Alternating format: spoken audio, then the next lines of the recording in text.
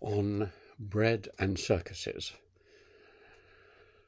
Bread and circuses, I don't remember which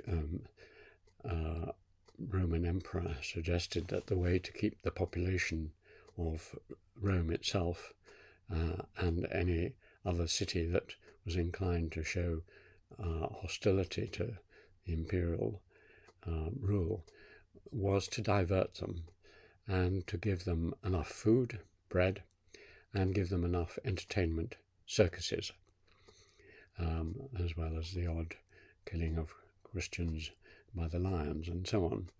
So the cynical view was that human beings can be easily pacified and keep in control by a combination of material things like food and reasonable clothing and so on, and some kind of mind-distracting, fairly mindless activity like circuses.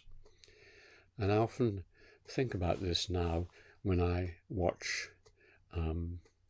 accidentally watch television, and I see a medium, even on high quality television in this country, in Britain, on the BBC or Channel 4 or whatever, and apart from the news and a few good documentaries, it very quickly goes into what might be the modern equivalent of circuses.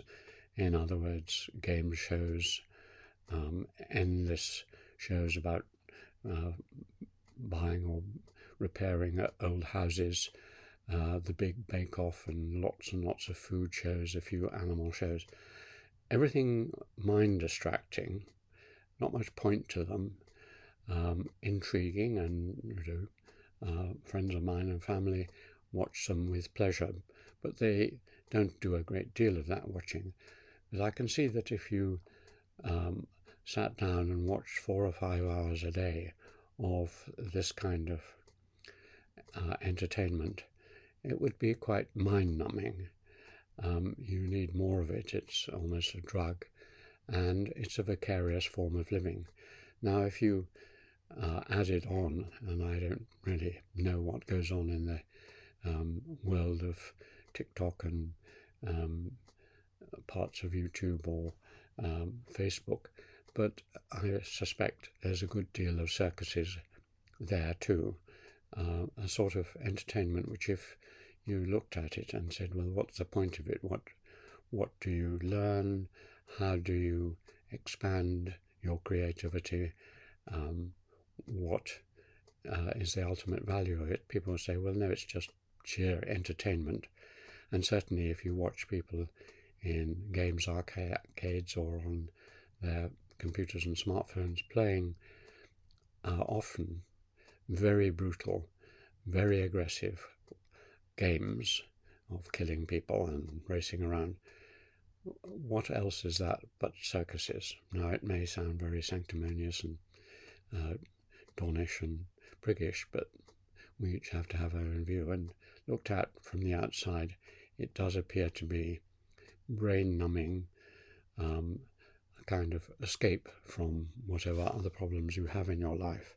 So circuses are to the fore, and even most of the news media, the print media, many novels, a lot of it is just keeping anxieties, fears, other things at bay while you become immersed in something intriguing but inconsequential.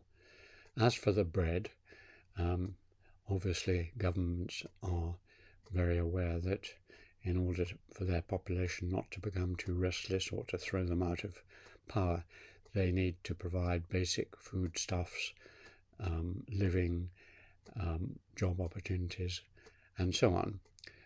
And a recent example is the disturbances in Hong Kong, which many people have said was about lots of things, but one of them was certainly about the feeling among young people that there were no really job opportunities, that housing was extremely expensive and difficult to get.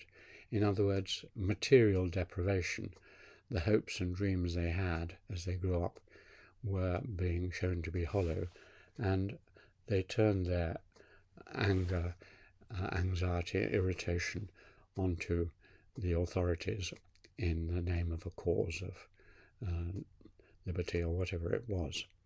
So it's very important for a government to provide the bread, and our government at the moment, faced with a new Conservative leadership, faced with the winter supposed of discontent, rising energy costs and so on, is very concerned with making sure that at least people will have the material things that will keep them going. And if they don't, and this is a point that Ernest Gellner, the philosopher, for example, points out, if democracy doesn't provide the bread, people are not really interested in preserving it. One theory of the reason for the collapse of the Soviet Union was that it wasn't producing the bread. People's material standard of living was dropping or very low, and when they compared it with what was happening in the West, they said, the system isn't working for us. We need another one. So governments are really very keen to provide bread and circuses, and that's fine, as long as it's not all they provide. And I suppose this is the point, really, that a certain number of bread, a reasonable level of bread, a certain number of circuses, fine. But if that's all that is enough to appease a population, and it's all that a government tries to produce, then we live in a sad and somewhat meaningless world.